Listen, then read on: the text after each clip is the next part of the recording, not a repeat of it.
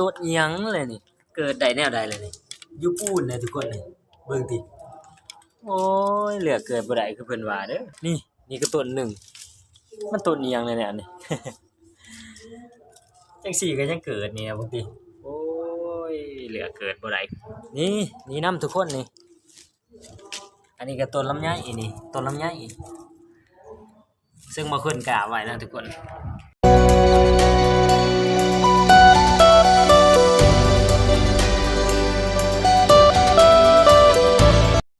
สบายดีทุกคนวันนี้ขึ้นมา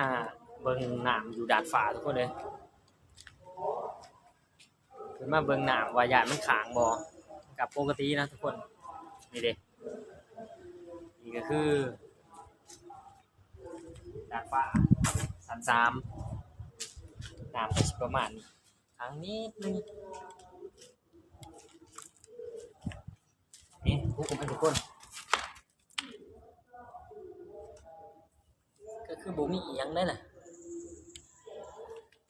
ก็ปกติอยู่นะทุกคนเพื่อว่ายานฝนตกนะเพราะว่ามืดครึ้มมากนะพี่ตกคุมื้อทุกคนเลย 2-3 มื้อนะมักสิตกแต่ช่วงยามมื้อแลงนี่บรรยากาศชั้น3สิประมาณนี้มันมี2หนามลงนี่คือ2ที่2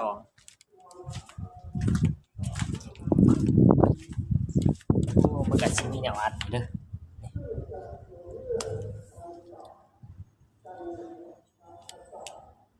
ผู้หนามไหลทุกคนเลยนี่นะบรรยากาศชั้น3ก็สิประมาณนี้แหละมันสิเป็นหลอกไฟหลอกมันนะทุกคนมันจะย่านเขาสิเป็นห้องไฟห้องมันนี่ก็คือดาดฟ้าที่ห้องบ่เพิ่นอยู่อันก็ไปมุมนะก็บ้านหลังนึงอีกอีสานจังซี่แหละคือแถวนั้นมันสิเป็นจังซี่นะทุกคนเป็นแพงเลยนี่แพงอยู่อ่ะแพงโทรทัศน์แบบสมัยตะกี้นะบ้านเฮาแต่บ่ฮู้บ่เพิ่นก็บ่ฮู้คือกันว่าเขาเฮ็ดเขายังใส่อ่าแพงโทรทัศน์แบบใดอะนะแต่ว่าบางบ้านเขาก็ใส่อยู่เด้ใส่จานอยู่มันบ่ได้สูบไหมทุกคนเบิ่งนี่เด้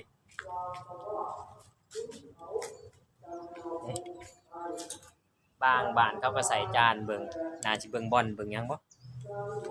ดูกันเอาซ้ำนี้แหละทุกคนคลิปนี้